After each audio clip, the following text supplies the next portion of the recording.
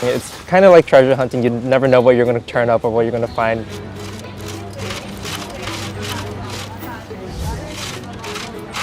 I really like to involve undergrads in research. I've been taking undergrads to the field since 1997, where they can learn hands-on skills.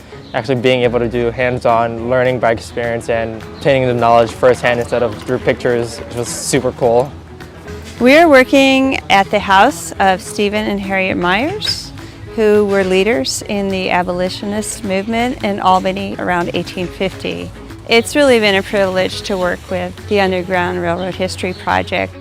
I knew some history about the Underground Railroad, but actually being here and actually being able to dig up what they use is definitely a cool experience.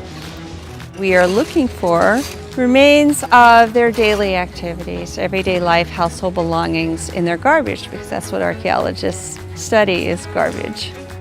So we've been looking for a privy, which is usually an outhouse. That is a good spot where they just dump their garbage.